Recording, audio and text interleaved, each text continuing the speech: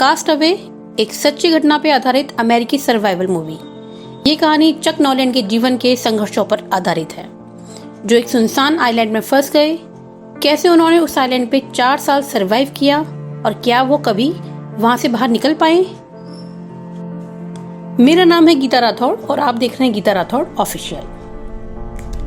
चक FedEx depot में as a system analyst काम करता है और उसे प्रोडक्शन प्रॉब्लम को सॉल्व करने के लिए दुनिया भर में घूमना पड़ता है। चक की एक गर्लफ्रेंड भी है जिसका नाम है कैली, जिसे वो बहुत प्यार करता है और उसे शादी भी करना चाहता है। लेकिन वो अपने काम को लेकर बहुत ज्यादा सीरियस रहता है और अपनी फर्स्ट प्रायोरिटी अपने काम को देता है और साथ में दूसरे एम्प्लॉयज को भी टाइम की वैल्यू करना सिखाता है कि कैसे कोरियर हमें टाइम पे डिलीवर करना है। इतना बिजी रहने के कारण वो ज्यादा टाइम कैली को नहीं दे पाता। क्रिसमस आने वाला है पर चक को ऑफिस के काम से मलेशिया जाना है, पर वो कैली को प्रॉमिस करता है कि वो न्यू ईयर ईव तक वापस आ जाएगा, चाहे कुछ भी हो जाए। कैली मान जाती है क्योंकि उसके पास मान जाने के सिवा कोई और चारा नहीं होता। वो दोनों एक दूसरे को गिफ्ट देते हैं। कैली चक को एक वॉच गिफ्ट करती है। उस वॉच में कैली की फोटो होती है, जिसे देखकर चक थोड़ा इमोशनल हो जाता है और वो मलेशिया के लिए वहां से निकल जाता है।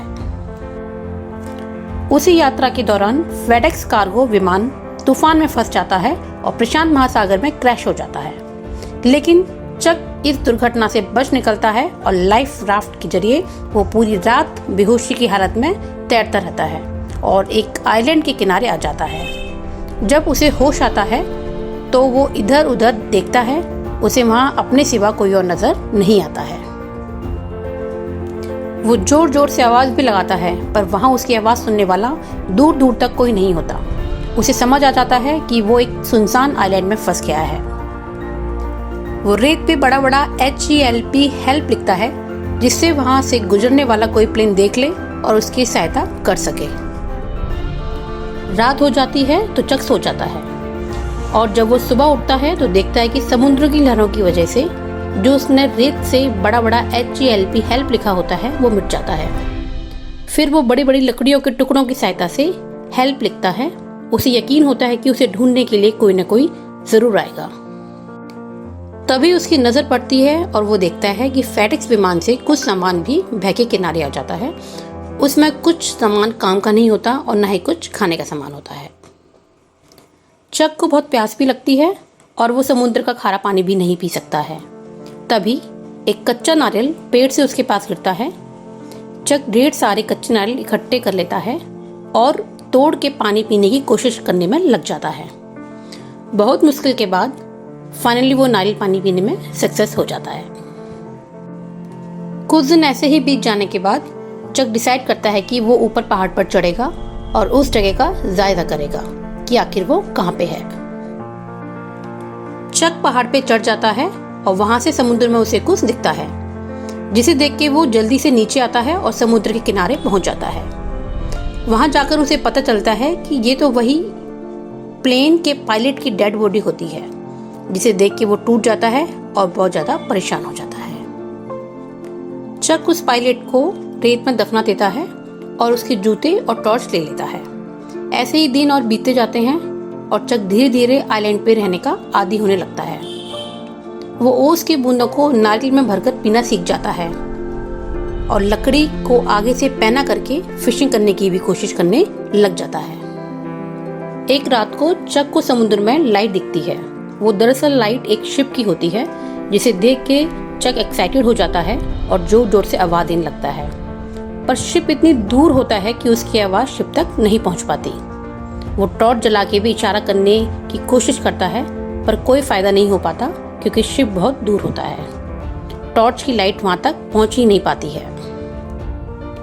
चक डिसाइड करता है कि वो अपनी एयरबोट से यहाँ से निकल जाएगा, पर उसका सामना समुद्र की बड़ी बड़ी लहरों से होता है और वो समुद्र में गिर जाता है, जिससे वो घायल भी हो जाता है।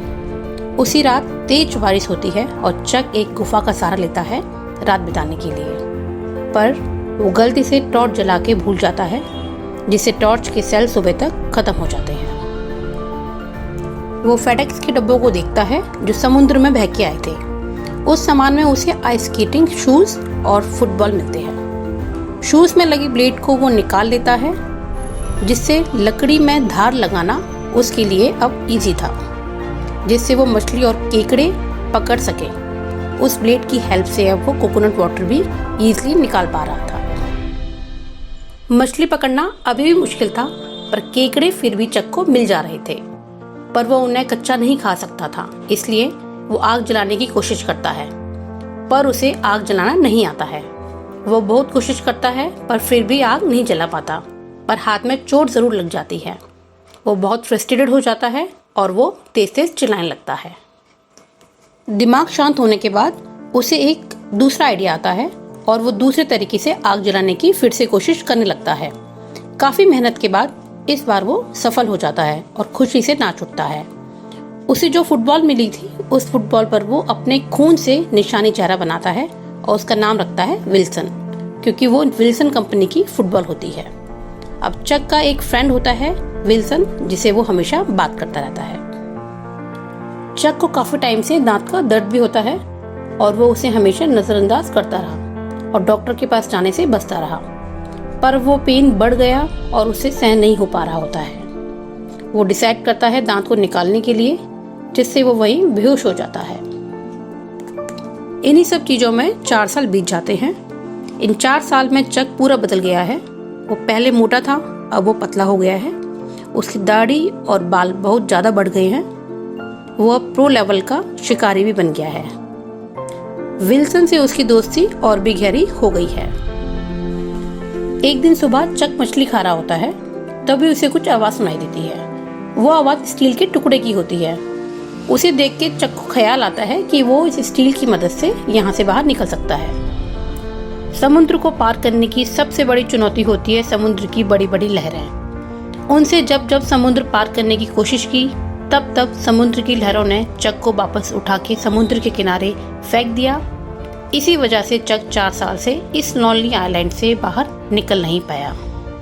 वो सोचता है शायद इस स्टील के टुकड़े की मदद से वो एयर कंट्रोल कर सकता है और वो समुद्र पार कर भी सकता है।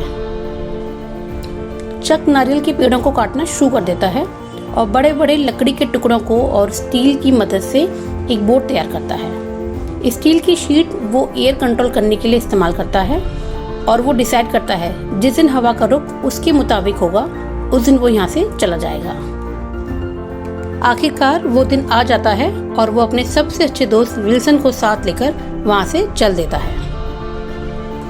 पर जैसे ही वो समुद्र में सफर स्टार्ट करता है, उसे समुद्र की बड़ी बड़ी लहरों का सामना करना पड़ता है। लेकिन इस बार चक उन लहरों को पार कर जाता है और वो बहुत खुश होता है। पर अभी भी सफर बहुत मुश्किल और लंबा है। उसे नहीं पता कि उसे उसकी मंजिल मिलेगी या नहीं। उसे अब कब जमीन देखने को मिलेगी या कोई शिप उसे मिलेगा, उसे कुछ नहीं पता, पर वो बहुत खुश है।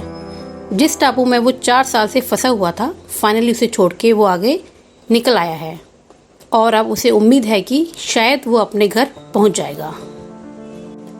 वो कई दिनों तक सफ़र करता है और सफ़र के बीच में उसे बारिश और तूफानों का सामना भी करना पड़ता है।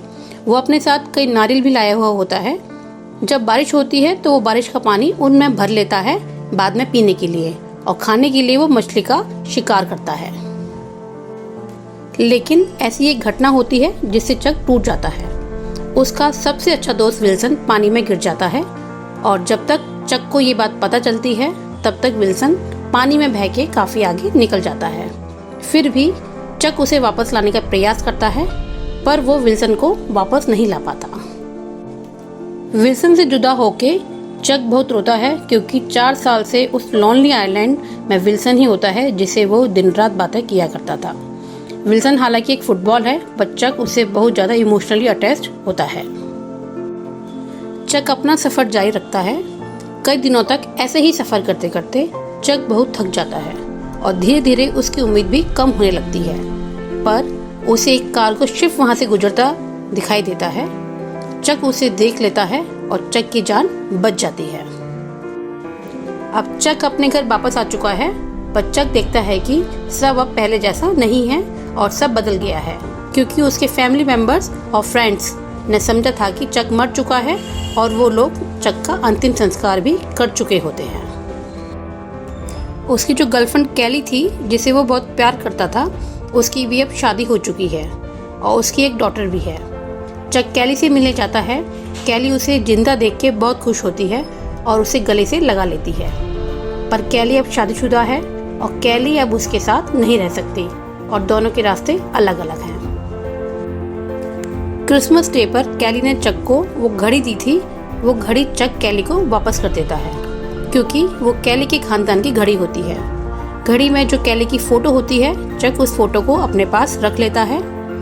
कैली अभी भी चक को प्यार करती है पर वो अब चक के साथ नहीं रह सकती है और चक भी नहीं चाहता कि कैली अपनी फैमिली को छोड़कर उसके साथ आए।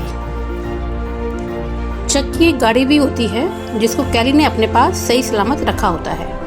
वो चक को गाड़ी की चाबी दे देती है।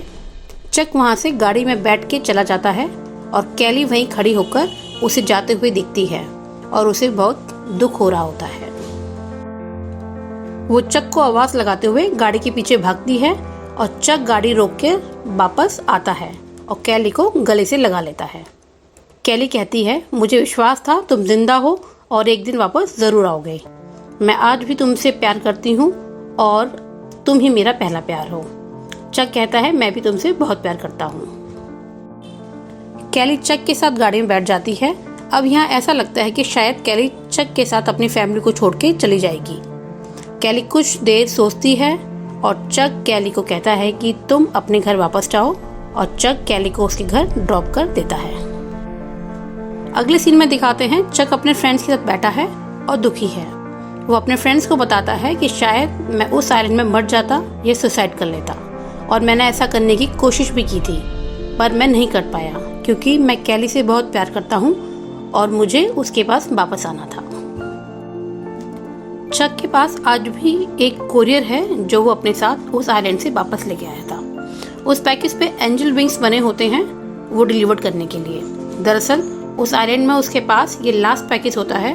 वो सोचता है अगर मैं इस आइलैंड से वापस निकल पाया तो कम से कम इस कोरियर को डिलीवर जरूर करूंगा। क्योंकि वो अपने काम में बहुत ईमानदार होता है, ये भी एक कारण होता है जिससे उसे सरवाइव करने की हिम्मत मिलती है क्योंकि उसके अंदर सेंस ऑफ ड्यूटी बहुत ज़्यादा होती है। वो ये पैकेज डिलीवर करने जाता है पर घर पे कोई नहीं होता।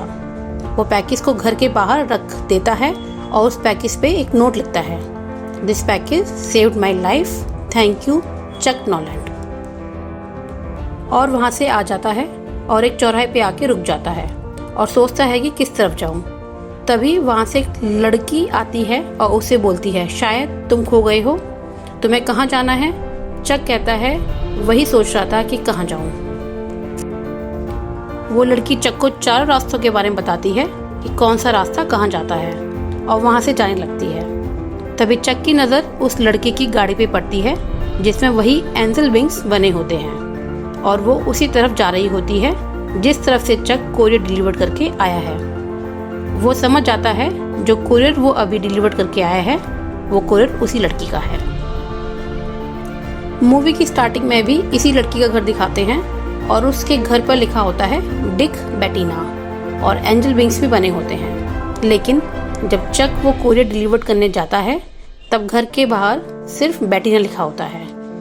इसका मतलब ये है कि बेटिना ने भी अपना पार्टनर खो दिया है और वो भी अब सिंगल है। अब चक को दिखाते हैं वो उस रास्ते को देख रहा होता है जिस रास्ते से वो लड़की गई है। चक की आंखों में उम्मीद और चेहरे पे स्माइल होती है। आगे जाके शायद वो एक दूसरे के पार्टनर बने। इसी उम्मीद के साथ यहाँ मूवी खत्म हो जाती है।